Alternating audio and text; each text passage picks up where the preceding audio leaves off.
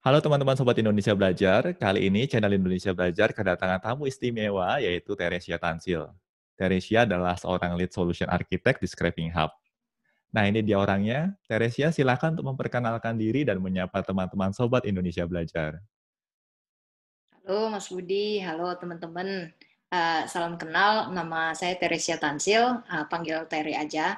Sekarang kerjanya di Scraping Hub sebagai Lead Solution Architect. Terus senang banget nih ada kesempatan ngobrol-ngobrol, sharing-sharing di channelnya Mas Budi. Mudah-mudahan sih bisa bermanfaat, berfaedah gitu untuk Sobat Indonesia Belajar. Oh ya teman-teman, sekedar info, saya dan Tere ini belum pernah bertemu secara langsung. Dan saya mengenal Tere sewaktu mencari kandidat data engineer yang sekiranya bisa diundang sebagai guest di sesi bincang-bincang kita. Dan dari proses pencarian di LinkedIn, akhirnya saya menemukan Teresia Tansil. Lalu setelah saya digging a bit deeper, saya menemukan kalau sosok Teresia Tansil ini bukan orang sembarangan nih. Tere adalah seorang senior software engineer, seorang remote worker, dan juga seorang data engineer. Tere sudah banyak share pengalaman Tere sebagai seorang software engineer di sesi podcastnya Mas Riza Fahmi. Tere juga sudah pernah share banyak seputar pengalaman Tere sebagai seorang remote worker sejak tahun 2011 dalam sesi webinar bersama Indigo dan Deep Tech. Link untuk kedua sesi tersebut juga akan kami sertakan pada deskripsi video di bawah ini. Nah, dalam sesi podcast di Indonesia Belajar ini, Tere kami hadirkan sebagai seorang data engineer. Oh ya Tere, dirimu ini kan seorang lead solution architect di Scraping Hub. Bisa nggak dijelaskan ke teman-teman di sini, apa sih kerjaan keseharian Tere dengan role tersebut? Dan mungkin bisa sekalian diperkenalkan juga apa itu Scraping Hub. Ya, saya mulai dari Scraping Hub itu sendiri kali ya. Jadi Scraping Hub ini perusahaan teknologi data mining. Jadi produk utama kita tuh jasa sama tool untuk data collection dari web gitu. Atau istilahnya mungkin orang-orang taunya web scraping sama web automation gitu ya. Atau juga lebih familiar lagi istilahnya bot gitu, bikin bot. Nah, jadi selain crawling itu, kita juga ekstraksi datanya. Jadi ngubah data yang tadinya tidak terstruktur di website gitu, jadi terstruktur, jadi bisa dikonsumsi sama usernya gitu.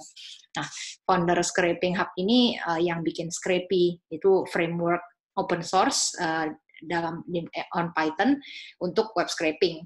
Terus kita ini fully remote, karyawannya sekitar 150, badan hukumnya sih di Irlandia dan Spanyol gitu. Nah, kalau ke solution architect itu sendiri, itu kerjanya sih menangani request-request masuk dari calon customer untuk jasa scraping dan automation itu. Dia tuh, jadi kita ngebantu perusahaan dan organisasi-organisasi di luar sana itu mendapatkan business value dari data-data di web gitu, yang publicly available. Nah, sehari-hari sih kegiatannya requirement gathering, menganalisa data sources, terus bikin proposal buat project data collection yang scalable gitu. Umumnya sih dikenal namanya technical pre-sales gitulah. Oke. Jadi awalnya saya sih gabung ke Scraping Hub ini sebagai Python crawl engineer untuk bikin botnya sendiri gitu kan. Terus sekarang geser ke solution architect ini sih menarik banget karena dapat ilmunya tuh dari sisi-sisi nilai bisnis dari data tersebut gitu, bisa diapain aja. Terus belajar hal-hal non teknis juga kayak sales, growth gitu kan, strategi untuk bisnis SaaS, platform as a service juga, terus consulting, data consulting gitu-gitu. Terus jadi kayak dulu tuh debugging spider, sekarang debugging sales funnel, permintaan klien, arsitektur project gitu-gitu deh. Iya. Oke, oke, wah menarik banget nih. Oh, tapi saya juga baru tahu loh kalau ternyata foundernya Scraping Hub ini juga yang membangun Scrapy ya. Luar biasa banget Ya, ini. Wow, keren banget ini. Oh ya, Tere, topik bincang-bincang kita kali ini kan seputar data engineering. Kalau menurut Tere sebagai seorang praktisi dalam bidang data engineering, bisa nggak sih dijelaskan secara sederhana apa itu data engineering dan juga kaitannya dengan karir dalam bidang data lainnya seperti data science, data warehousing, dan business intelligence? Kalau data engineering di kepala saya kalau digambarin tuh kayak piramid gitu ya. Itu lapisan paling bawah di pondasinya itu. Soalnya data science, data business intelligence, apa-apa itu pengolahannya atau itu ada di lapisan berikutnya. Soalnya data engineering kan mencakup dari identifikasi sumber datanya, akuisisi datanya, pembersihan datanya, transformasi, diproses gitu kan, terus sampai mekanisme penyimpanannya kayak apa, Jadi data engineer ini yang ngerancang, implementasiin, terus maintain juga data pipeline itu sendiri dari collection sampai processing, atau masuk data warehouse itu masuk di storage-nya situ kan. Jadi biar tujuannya tuh biar data itu mengalir lancar dan rapi gitu kan, supaya bisa dianalisa lebih lanjut sama data scientist, business analyst, stakeholder lainnya lah dalam perusahaan atau timnya. Terus ya tujuan utamanya kan pasti membantu menjawab pertanyaan bisnis atau mencapai goal perusahaan itulah. Oke, berarti yang in charge di bagian data pipeline ya sebenarnya ya untuk data Iya. engineering ini ya. Oke. Oh ya, by the way, bisa dong ceritakan ke teman-teman di sini nih awal mula Tere masuk ke bidang data engineering. Ngikutin kata hati aja sih. Enggak. Awalnya backgroundku kan emang IT gitu kan. Oke. Lulus dari BINUS itu 2007, terus dari kuliah juga udah ngambil peminatannya database gitu. Sempet kerja sih nyicipin macam-macam ya, dari development, desktop, web, mobile, terus akhirnya 8 tahun belakangan baru balik ke jalan yang benar. Ternyata sih emang asik gitu, lebih menyenangkan berurusan sama data, soalnya Oke. dia itu mudah diatur, eksak gitu, terus nggak akan debat balik kan, nggak akan bohong juga, tapi lucunya bisa dipakai untuk bohong.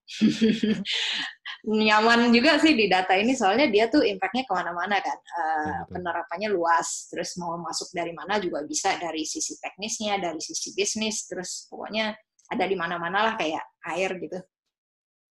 Betul. Oke, wah menarik banget nih ya. Oh ya, by the way, mungkin Tere juga bisa ceritakan nih ke teman-teman di sini beberapa data engineering project yang berkesan bagi Tere.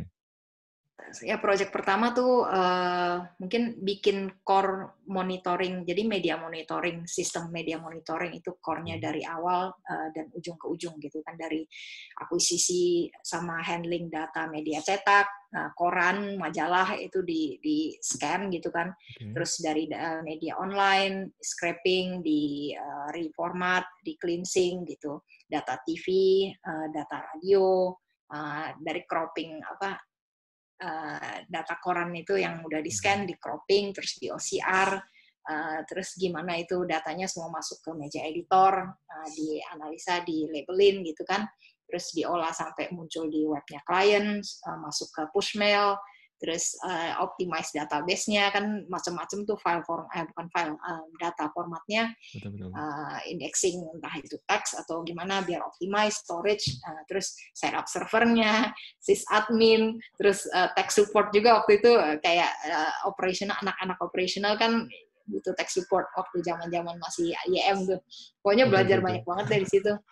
Berkesan banget sih, soalnya kayak nyoba dan bikin semuanya gitu kan, impact-nya berasa banget. Terus ya gitu sih. Oke. Nyoba Yang banyak hal ya. Iya, kayak single fighter tapi seru. Ya, banyak-banyak itu banget.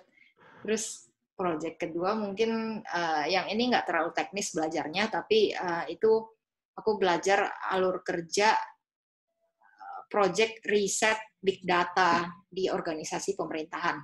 Itu Wow. di situ ngelihat kayak sisi bright and dark side of big data, itu bisa dipakai untuk berargumen apa aja gitu sih. Jadi Oke. konflik kepentingan dan lain-lain di situ menarik sih. Oke. Oh, very interesting juga ya. Oke, nah sebagai seorang praktisi nih dalam bidang data engineering, kalau menurut Tere, bagaimana sih pertumbuhan kebutuhan akan tenaga ahli dalam bidang data engineering di Indonesia dan juga di tingkat global sekarang ini? Tinggi banget ya pastinya, karena mungkin dua hal. Mhm. Pertama, volume data itu sendiri meledak kan. Jumlah data meledak, demand-nya pasti ikut naik juga untuk bisa manajemen dan menggunakan data itu. Jadi terus ya itu yang pertama. Kedua ya pastinya makin banyak perusahaan dan organisasi yang nyadar gitu, ini penting banget harus ada manajemen data Betul. yang dan gimana metodologinya untuk penggunaan datanya, baik itu data internal mereka atau data eksternal untuk di overlay gitu kan. Jadi Oke. apalagi menurutku, jadi demand-nya untuk data engineer sih tinggi banget, Mhm. apalagi untuk yang paham fundamental dan paham bisnis, nggak cuma tahu wah banyak tool gitu, tapi sebenarnya ini buat apa. Oke.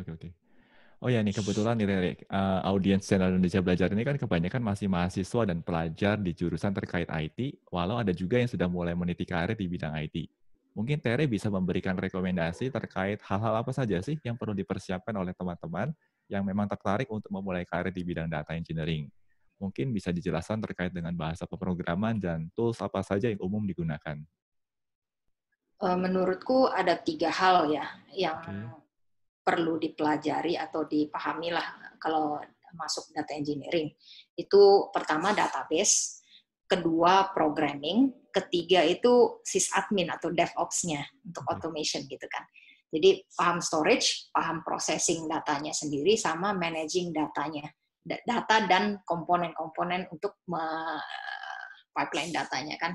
Jadi database pastinya teknologi penyimpanannya gitu kan, mesti ngerti konsep relational database, database yang tak terstruktur juga, itu mau kolumnar, row base, key value, data modelingnya gitu kan, structured, unstructured, SQL itu mesti paham data. Jadi kayak prinsip-prinsip itu kan jadi bisa nentuin database apa sih yang cocok untuk transaction atau OLTP, yang cocok untuk analisis itu OLAP kapan, terus kapan mesti pakai streaming, kapan cocok pakai batching, gitu-gitu. Terus itu dari database pertama.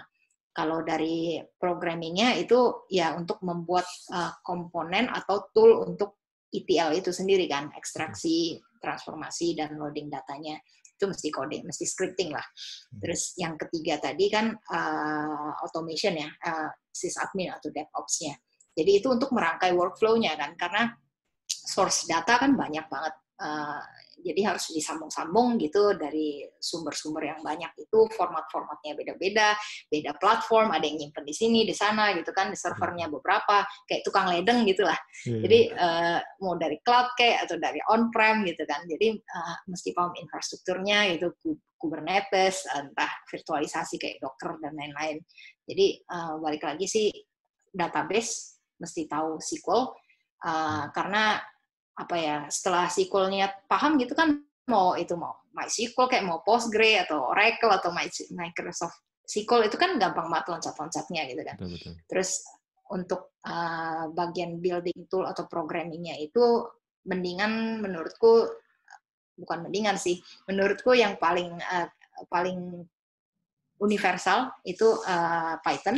Itu untuk data processing enak banget, itu proseduralnya. Terus kalau untuk functionalnya, paradigma functional itu pakai Scala. Oke. Nah itu bekal aja sih untuk belajar tool framework di atas itu kayak Pandas, PySpark atau apalah, itu kan sebenarnya on top of Python kan, jadi Betul, tahu betul, tahu betul. Python aja dulu. Terus terakhir nih yang automation atau DevOps-nya itu kan fundamental mesti nyaman dengan command line kayak Oke. bash, mau itu setup cron gitu-gitu, pokoknya install package gitu kan, workflow. Terus kalau mau lebih advance lagi, boleh nyoba-nyoba kayak Apache Airflow, Apache Beam, untuk querying datanya sendiri itu kayak Spark, Cloudera, kan Hive, banyak banget dah, nggak ada habis-habisnya gitu kan, tiap tahun muncul aja, tiap berapa bulan ada lagi Presto, apalagi sekarang Cockroach gitu-gitu, Cassandra, wah nggak ada habisnya. Betul, betul, Uh, betul. itu baru yang kita bisa deploy sendiri maksudnya itu yang nggak proprietary.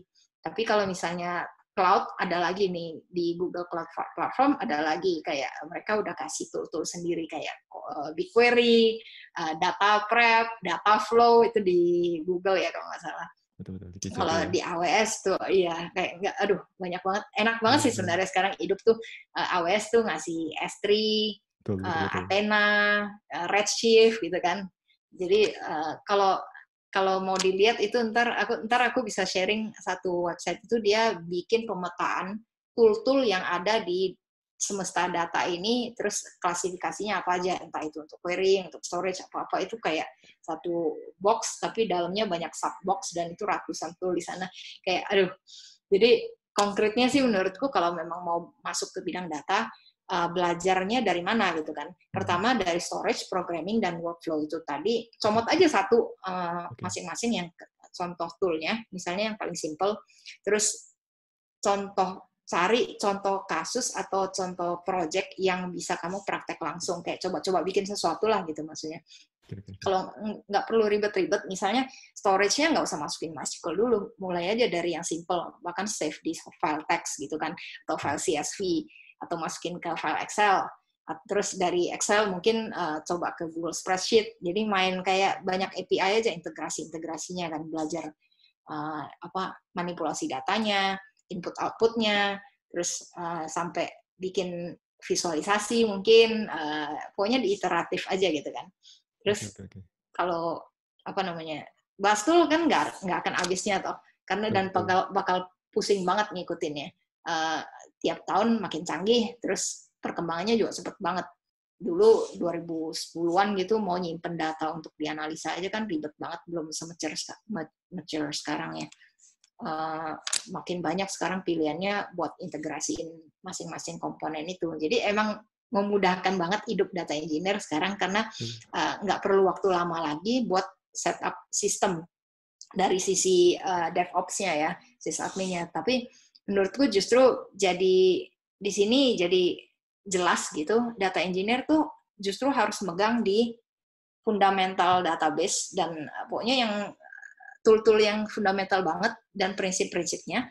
Terus gambaran besarnya sebenarnya ini apa aja, big map-nya kayak apa. Jangan terpaku ngulik terus nyobain tool aja gitu kan. Jadi dipahamin aja, dicoba-coba. Yang penting jadi gampang kalau misalnya udah paham prinsipnya, mau loncat-loncat ke tool yang baru itu lebih gampang. Terus mungkin terakhir ini kalau ada yang mau lamar kerja, terus ngelihat kayak di deskripsi kualifikasinya tuh ngelihat, banyak banget nih tool yang disebut, mesti tahu ini, tahu itu, gitu kan. Wah, semuanya itu quite intimidating ini loh. dengan itu. Iya, intimidating banget kan. Jadi menurutku sih banyak yang terus, aduh, minder gitu. Aduh, kayaknya gue nggak tahu nih, kayaknya gue cuma pernah dengar 2 nih dari semua ini. Tapi menurutku sih nggak usah mikir mesti belajar semuanya dulu, karena begitu kalian belajar semuanya, udah 6 bulan kemudian itu udah beda lagi semua tool yang disebut gitu ya. Ya nggak semua sih lebay gitu, tapi pokoknya pahamin aja secara garis besar kotak-kotaknya apa aja. Terus misalnya nih ditanya kualifikasinya yang kriterianya tuh Postgres gitu misalnya, tapi kamu nggak pernah, tapi kamu pernah pakai MySQL, ya udah tarik aja kesamaannya atau pokoknya know how to learn gitu. Terus pas di interview atau gimana kamu bisa jelasin. Kalau boleh nambahin sih, skill untuk data engineering yang perlu dipelajarin, mungkin ini nggak harus data engineering juga, tapi soft skill yang penting untuk bidang IT. Terlepas itu dari tool atau bahasa apapun, itu yang penting paham tujuan akhirnya sih. Ini mau dipakai sama siapa dan untuk apa gitu kan. Jadi empati itu dari user, paham user, perspektif user. Terus karena untuk ngerancang sesuatu kan kita mesti tahu dulu sebenarnya ini mau memecahkan masalah apa gitu kan, memahami masalahnya dulu, pertanyaannya apa, pokoknya kebutuhan user itu mesti tercapai lah, bukan cuma dapat spek terus kamu coding gitu kan, atau kamu dikasih ini data nih, terus kamu bikin pipeline-nya, belum tentu data ini cocok untuk menjawab itu kan. Ya gitu sih. Ya, ini kayaknya aspek ini yang seringkali terlupakan ya. Kadang-kadang kalau kita yang background-nya dari teknis kan seringkali hanya fokus di hal-hal teknis, tapi lupa nih sebenarnya technical approach yang kita lakukan ini mau ngapain atau tujuannya untuk apa sebenarnya ya. Dan seringkali kita terlena dengan, dan mungkin karena sudah terlalu asik kali ya dengan hal-hal teknis, sampai akhirnya lupa dengan tujuannya ini untuk apa. Oke, wah, iya, benar banget. Menarik banget ini. Oke. Oh ya Tere, saya mau singgung sedikit nih terkait dengan web scraping nih, karena kan kebetulan Tere di Scraping Hub ya. Kalau boleh tahu, menurut pengalaman Tere sejauh ini, bagaimana sih aspek legalitas dari aktivitas web scraping? Iya, ini menarik. Pasti Menarik kalau banget ngomongin web scraping pasti ditanya kayak ini legal nggak sih gitu kan? Soalnya emang gray area banget kan. Ya, tapi untungnya bukan nggak tahu untungnya sih, tapi intinya sekarang faktanya tuh undang-undang untuk proteksi data dan konten digital gitu-gitu masih belum terlalu rapi kan, dirancang maksudnya di masing-masing wilayah jurisdiksi, ya itu belum seragam gitu, jadi nggak ada jawaban yang pakem sih sebenarnya. Balik lagi ini mungkin jawabannya itu semuanya tergantung Jadi tergantung kamu ini lagi di ranah apa, terus pemakaian datanya itu sendiri mau untuk apa. Tapi untuk jasa mengumpulkan datanya sendiri itu kita bisa dibilang terproteksi di sana karena kita kan jasa consulting untuk mengumpulkan data kan. Penggunaan datanya sendiri itu yang bisa dijudge benar atau salah. Oke, oke. Ya, tapi mungkin aku bisa kasih contoh konkret aja itu di Eropa sekarang kan ada GDPR ya, GDPR, betul, yang betul. terus di Amerika, di California sama di Brazil juga udah mulai mereka bikin undang-undangnya sendiri. Di beberapa negara juga ada. Jadi mereka tuh intinya ngatur undang-undang ini tuh ngatur data apa yang boleh dan tidak boleh disimpan sama satu perusahaan. Jadi itu super sederhana aja, definisi super sederhana untuk GDPR untuk konteks scraping ya. Jadi supaya project itu legal, field atau data-data yang sifatnya personally identifiable, misalnya nama orang, foto orang, username. Kadang-kadang kan maksudnya dengan satu username aja itu unik kan, kamu bisa tahu semua. Pokoknya bisa merujuk ke satu orang, mengenali satu orang itu harus disamarkan atau diacak dulu sebelum disimpan gitu kan. Terus contoh itu contoh pertamanya. Kalau contoh kedua, kalau misalnya website itu dia harus pas mewajibkan user itu mencentang terms and conditions sebelum melakukan sebuah action. Misalnya pertama aja udah pop up gitu kan, by using this website you agree to bla bla bla gitu kan. Terus di dalam terms and condition itu nyebutin bahwa user tuh tidak boleh menggunakan cara-cara otomatis terotomatisasi untuk mengakses atau mengoperasikan website itu. Jadi di situ tuh scraping itu udah ilegal. Untuk US ya misalnya, ini ibaratnya di US karena di situ udah ada proteksinya gitu kan. Jadi terus ya itu sih, jadi memang gray area dan case by case banget. Tapi kalau ngomong hukum kan ada hard hukum keras dan hukum norma gitu kan. Nah hukum keras kan yang tadi dicontohin itu GDPR kayak apalah gitu. Kalau normanya sih secara prinsip menurutku ya jangan kejam-kejam lah sama servernya gitu kan. Itu kan abusing resource. Jadi polite scraping aja sih yang di consider atau diutamain, itu dari sisi norma. Oke, kita lanjut ya ke pertanyaan berikutnya. Nah, saat ini kan cloud computing makin populer. Apakah cloud computing juga diterapkan dalam bidang data engineering? Tadi Teres sebenarnya sudah sempat singgung ya terkait GCP dan juga AWS ya. Tetapi kita juga mungkin perlu tahu nih, penerapannya itu di sisi apa aja sih? Iya, diterapkan cloud computing, apakah diterapkan di dalam bidang data engineering? Jawabannya sih pasti banget, ya, karena kenapa? Karena volume data makin besar kan. Jadi dulu tuh mungkin masih bisa banget lah, data itu muat di satu database, satu komputer aja gitu, sumbernya satu, tabelnya masih hitungannya puluhan gitu kan, hidup kita sederhana lah waktu itu. Tapi kan ya data makin eksponensial, sumber datanya makin banyak, ukurannya makin besar, formatnya makin nggak jelas. Terus operasi yang mau dilakukan juga makin beragam gitu kan, macam-macam. Jadi artinya butuh makin banyak computing power sama storage engine yang untuk banyak format itu.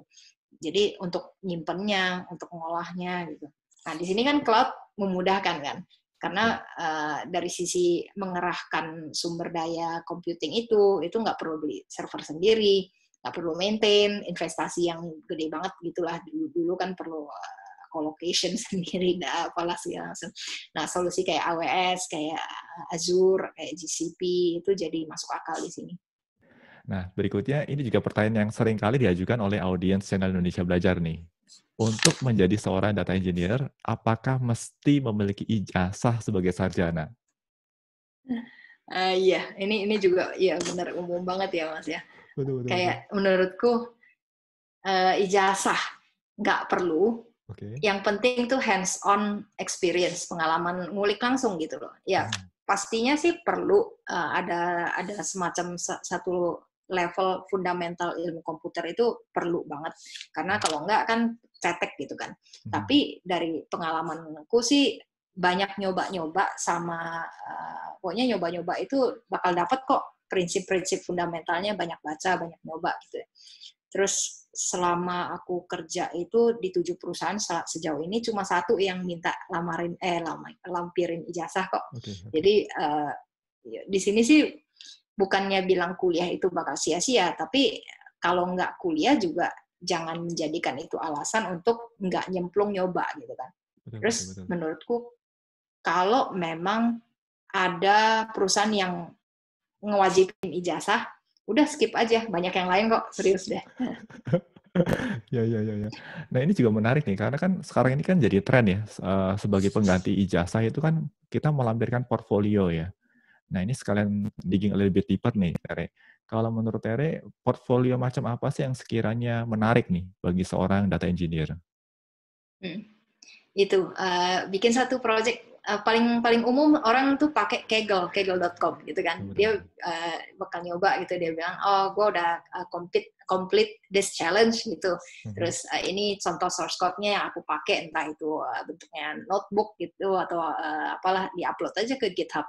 Pokoknya contoh coding lah, atau arsitektur misalnya. Mhm. Pokoknya dari macam-macam project kamu bisa mikirkan ini sebenarnya apa yang bisa aku tunjukkan, skill apa yang aku mau tunjukkan di sini.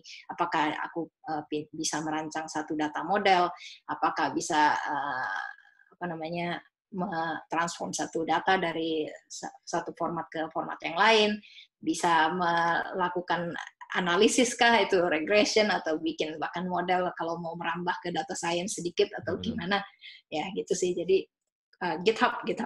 GitHub ya dia, itu Ya. udah jadi common dan living portfolio kayaknya sekarang ini ya. Ya. Mm. Oke, oke.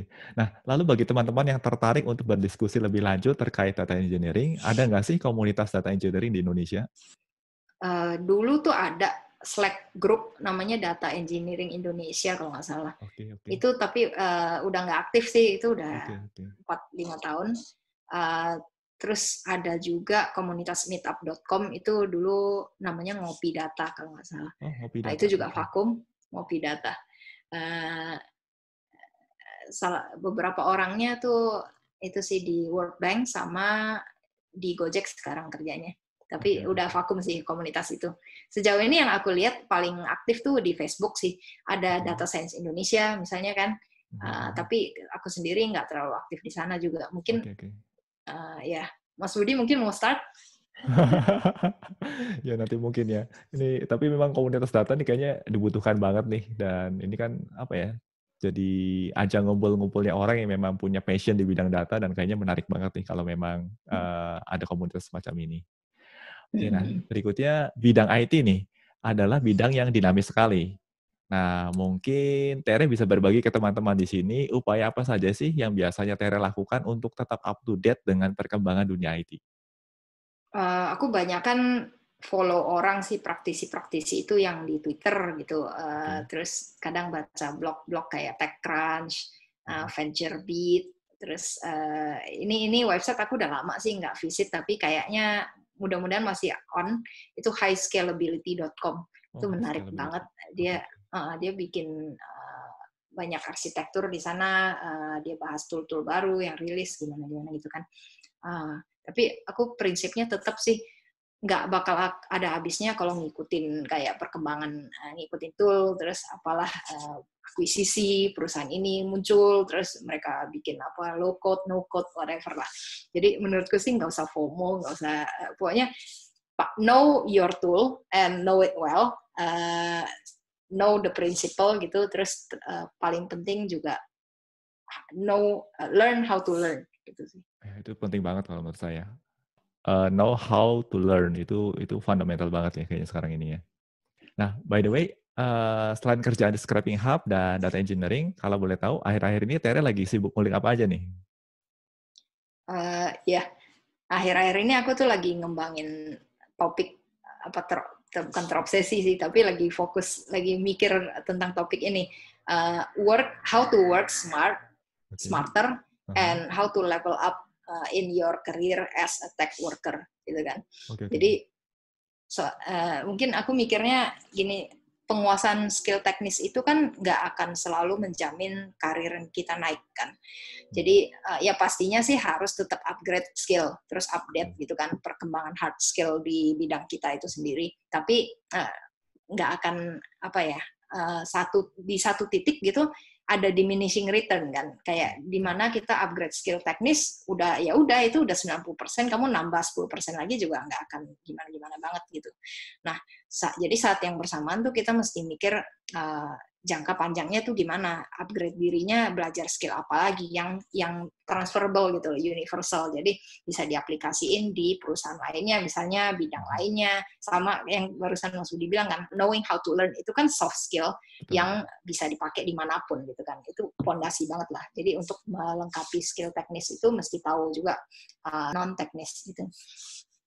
Contoh-contohnya mungkin pengetahuan kayak bidang bisnis, jadi paham secara high level bisnis ini sebenarnya gimana cara kerja satu bisnis, gimana sih divisi sales itu sebenarnya ngapain mereka di situ, terus marketing ini kerjanya apa aja, pokoknya memahami secara sistem itu sendiri, zoom out aja dari divisimu, itu sebenarnya ini sistem apa, kamu berada di bagian satu sistem dan sistem itu seperti apa gitu kan. Input outputnya anggap aja lah ini sistem bukan sistem software tapi sistem organisasi. Inputnya ada, outputnya apa dari masing-masing divisi dan lain-lain. Pokoknya soft skill kayak gitu atau pemahaman seperti itu juga penting menurutku. Jadi aku lagi ngulik di situ soft skill, gimana cara mengembangkan soft skill ini dari yang taktis gitu, misalnya how to write good email, gimana memimpin rapat, gimana cara presentasi, manajemen waktu, energi, terus atensi, itu kan juga kita kan distracted banget kan sekarang, susah untuk deep work gitu. Sangat sekali ini. Ya itu kayak gimana caranya manage itulah otak gitu kan, prioritization, terus gimana menavigasi office politik, yang kayak gitu-gitu, team building, terus gimana bikin income stream baru gitu kan, sampai ya itu dari pokoknya skill-skill kayak ini sebenarnya kan banyak orang yang tertarik dan sebenarnya relevan juga untuk mengupgrade kualitas kerjamu toh.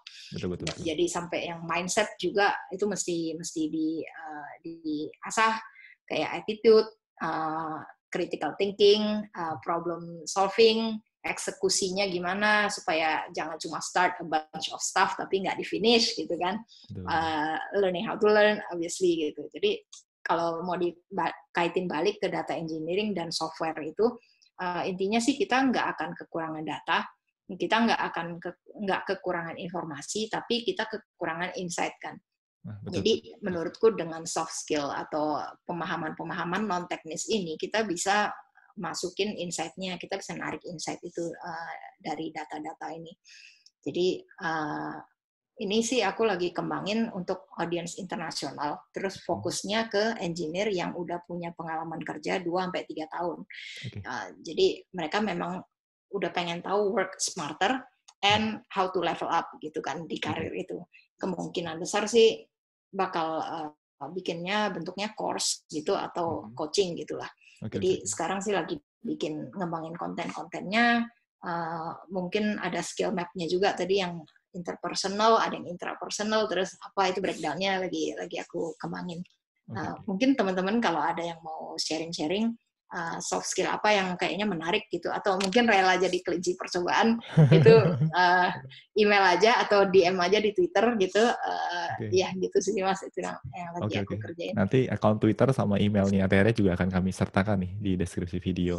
Wah, ini menarik banget proyeknya ya. Nanti all the best untuk proyek ini nih. Saya looking forward banget malah dengan proyek ini. Interesting. Nah ini last question nih Tere. Bidang IT kan cenderung didominasi oleh pria ya, atau male-dominated area nih sebenarnya. Mungkin Tere bisa share sedikit pengalaman sebagai seorang wanita yang terjun di bidang IT.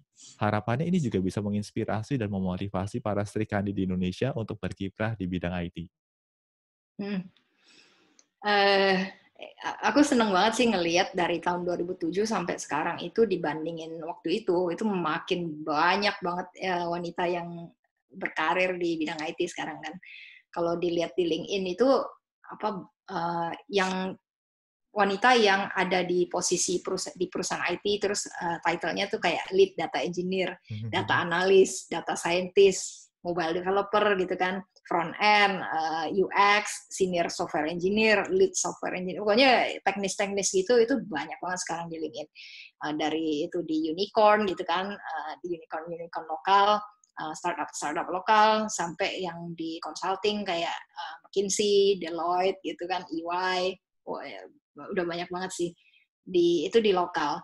Kalau di luar itu lebih banyak lagi kayak CTO sama VP engineering itu kayak di Google, di Facebook, di startup yang Airbnb, banyak banget gitu kan, Julia Evans, Lara Hogan, ada juga aku baru nemu ini kemarin, baru stumble upon terus sempat stalking dikit, namanya Yoki Matsuoka, itu VP Engineering di Google, dia tuh ex CTO-nya Nest, terus dibeli sama Google, terus dia berkarir di situ sih. Di Scraping Hub sendiri pun dari 6 C-level itu atau senior leadership teamnya itu 4 orang, dari 6 orang itu 4 orangnya wanita gitu. Wow. Jadi aku bahkan itu nggak by design sih, jadi kita nggak kayak targetin kita nyari cewek gitu, tapi kebetulan aja yang masuk tuh itu gitu. Jadi ya itu dari di luar. Tapi yang di lokal juga ada podcast satu namanya Kartini Teknologi. Itu wajib banget kalau ada teman-teman yang mau ngecek, pengen masuk, teman-teman wanita yang pengen masuk tech gitu kan, boleh cek di sana. Kartini Teknologi itu udah ada 18 episode sekarang. Jadi udah ada 17 narasumber yang berkarir atau berkarya di bidang teknologi itu di Indonesia maupun di luar negeri gitu kan. Menurutku yang diversity ini 10 tahun ini memang makin kenceng kan isu-isunya. Maksudnya kenceng dalam arti iya banyak banget effort dari perusahaan-perusahaan, lembaga-lembaga pendidikan itu lebih intentional begitu untuk memajukan isu diversity inilah. Itu aku rasa karena awal mulanya tuh kenapa gitu kan, karena apparently di Amerika itu tahun 1940-an programming itu di branding pekerjaan wanita, jadi cowok tuh kerjanya ngurusin hardware, cewek ngurusin software gitu kan. Nah dari tahun 40-an itu sampai tahun 84 itu nanjak terus, jumlah wanita yang lulus dengan gelar sarjana bidang teknologi informasi itu naik terus sampai sempat 37% waktu itu ini data di Amerika sih. Aku nggak tahu di Indonesia kayak apa. Terus itu naik terus, tapi dari tahun 84 itu nggak tahu kenapa ada perubahan culture atau apa, itu nurun terus sampai tinggal sekarang 2006 kalau nggak salah itu sampai tinggal 20%. Nah, menurutku itu penyebabnya kenapa kayak kencang banget sekarang kan. Kedua juga kayaknya ada studi yang ngelaporin yang isinya tuh bilang kalau misalnya perusahaan atau organisasi ini lebih diverse, ada sisi perspektif dari orang yang berbeda-beda, dari latar belakang yang berbeda-beda, bukan cuma gendernya, tapi secara culture juga, itu bakal organisasinya tuh lebih kreatif dan adaptif gitu. Jadi dia tahan banting. Kalau pengalamanku sendiri sih sebenarnya Indonesia quite okay gitu kan. Aku nggak pernah ngalamin sendiri merasa didiskriminasi gitu kan. Mungkin karena culture kita sendiri sudah Bhinneka Tunggal Ika kan. Kita udah sangat beragam gitu. Jadi nggak berasa terlalu bias lah. Memang ya masih ada sih kayak stereotip gitu kan yang mengganggu, tapi ya sebenarnya kalau selama teman-teman bisa nunjukin kalau teman-teman tuh kompeten gitu, ya nggak ada yang bakal ganggu gugat juga gitu kan. Betul. Jadi have fun aja lah. Aku pernah baca juga sih Mas, ini menarik. Apa itu? Iklan pekerjaan yang pakai kata-kata dengan language yang jadi kata-kata yang digunakan di iklan pekerjaan itu juga ngaruh banget. Jadi misalnya pakai bahasa yang kompetitif gitu, kayak best developer, we're looking for the best developer, you are thrive under competition, bla bla gitu kan. Nah di bawah sadar itu ada datanya, bawah sadar itu wanita akan lebih dikit yang tertarik, kayak kayaknya kok nggak lah gitu kan. Tapi kompetitif. Kalau nggak salah Google Summer ada Google kan ada program tiap tahun itu namanya Google Summer of Code gitu kan. Nah, ketika mereka mengadvertise itu dengan kata-kata yang lebih umum gitu, maksudnya mereka pertama running itu ternyata 100 orang itu nggak ada yang cewek. Tapi ketika mereka rephrasing iklan itu menjadi sedikit lebih menonjolkan ke leadership skill, mentoring skill, pokoknya yang lebih kayak gitu-gitu, lebih banyak mereka menerima aplikan wanita. Jadi soft stuff like that gitu ternyata ngaruh gitu loh untuk gitulah. Nah, pengamatan terakhir lagi sih Mas. Jadi kita kan wanita itu lebih terkondisikan untuk lebih pasif, nerimo gitu kan, terus nggak negosiasi, lebih mengakomodir gitu lah ya. Terus kerjanya bakal kayak lebih banyak yang bakal mikir, aku kerja aja rajin-rajin gitu, berdedikasi, terus berharap dinotis gitu kan, dihargain. Mungkin ini juga bukan hanya wanita sih, ini budaya timur ya. Kita lebih kayak, iya. Jadi kita nggak tahu, kita tuh kayak nggak tahu atau nggak merasa berhak, nggak nyadar kalau kita tuh bisa dan berhak dapat lebih banyak gitu, nggak banyak nuntut lah. Nah, aku sih suka mikirnya usaha tuh belum tentu berhasil, tapi kalau nggak berusaha ya nggak akan ada hasilnya. Jadi sedikit banyak juga budaya itu, meskipun kita mikirnya, aduh aku tuh feminis gitu kan, mindset kita feminis kok, girl power, aku for equality, tapi pasti budaya itu sedikit banyak bias-bias itu pasti keserap kan, ada yang terinternalisasi gitu. Misalnya ada stereotype cewek sabar, lebih apa ya, berempati dan lain-lain, itu bisa banget, jangan dianggap itu weakness kan, bisa banget kita rangkul sebagai itu feature kita sebenarnya, itu bukan bug gitu, itu strength kita. Jadi misalnya nih urusan sama data, sebenarnya kan bisa jadi data itu bakal lebih valid, lebih clean, bugnya lebih dikit gitu kan, atau coding itu lebih well documented gitu. Jadi menurutku sih kuncinya di mindset ya. Jangan dikit-dikit, nggak usah mikir gender lah, nggak usah mikir, aduh aku tuh cewek gimana ya.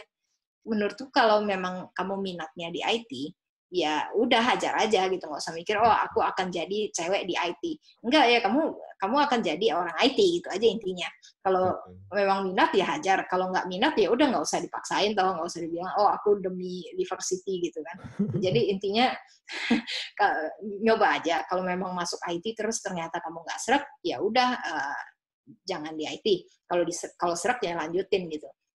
Jadi panjang, tapi kalau dirangkum mungkin intinya pede aja, nggak usah semua tadi aku sempat nyebutin nggak ya contoh untuk misalnya di cewek tuh akan lebih dari 10 kriteria melamar kerja misalnya, mereka ada dua aja yang nggak terlalu kayak lebih nyaman kalau mereka qualify everything gitu loh. Tapi sebenarnya cowok ya? Perfeksionis gitu. Mereka akan akhir, aduh, aku nggak qualified untuk dua hal ini ya, nggak usah lah gitu kan. Tapi kalau cowok, sebenarnya mereka qualify 3 aja gitu, mereka bakal hajar, udah, gue lamar gitu kan. Pede gitu loh. Jadi menurutku sih, kalau mau dirangkum, cewek tuh rebel, pede aja gitu, nggak usah terlalu patuh, nggak usah terlalu kayak itulah pasif gitu, pinter-pinter aja menempatkan diri gitu kan, kenalin diri aja, terus feature-featuremu tuh apa aja, terus just own it gitu kan, dan terakhir ask for more gitu, jadi jangan takut meminta dan bertanya. Oke. Wow, ini sering banget nih, ini banyak. Tadi sepanjang sesi podcast ini juga kayaknya banyak sekali nih referensi-referensi yang sudah diberikan oleh Tere. Nanti link untuk menuju referensi-referensi tersebut juga pasti akan kami sertakan pada deskripsi video di bawah ini. Wah, menarik sekali nih sesi bincang-bincang kita kali ini. Untuk Tere, mungkin kalau ada closing statement yang mau disampaikan ke teman-teman Sobat Indonesia Belajar, kami persilahkan, Tere. Apa ya, paling buat yang mau nanya-nanya atau mau tahu apa yang ngikutin gitu, apa yang lagi ku kerjain, ku pelajarin, terus itu bisa lihat di Twitter aja atau Medium. Terus kalau misalnya mau lihat versi yang lebih uncensored kayak director's cut-nya gitu, itu bisa lihat di blogku proses.id. Oke, oke. Ya pokoknya say hi aja sih. Oh, tadi yang web scraping sama automation itu Mhm. kalau ada yang minat lebih dalam mau tahu apa contoh-contoh penerapannya di UMKM atau kayak di bisnis itu seperti apa, itu aku sempat sharing juga di salah satu kanal waktu itu. Oke. Udah sempet ku tambahin sih linknya, presentasi sama rekamannya itu ke blogku. Jadi masuk aja ke bagian menu media, itu paling bawah, soalnya rekamannya tahun 2018 dan itu aku sort by date descending gitu. Oke, oke, oke. Mungkin Mas Budi juga kalau mau nambahin di show note-nya ntar boleh. Oke, oke. Wow, ini amazing banget nih. Banyak banget referensi yang kita dapatkan nih di sesi podcast kita kali ini. Nanti semuanya pasti akan kami sertakan pada deskripsi video nih. Seru banget nih. Terima kasih banyak untuk Teresia Tansil yang sudah berkenan hadir dalam sesi bincang-bincang kita kali ini. Sehat, sukses, dan bahagia selalu untuk Tere. Semoga apa yang kita perbincangkan di sini dapat memberikan manfaat bagi banyak orang dan juga bagi perkembangan dunia IT di Indonesia. Akhir kata, saya mau tutup sesi bincang-bincang kita kali ini. Salam Indonesia belajar, banyak belajar biar bisa bantu banyak orang.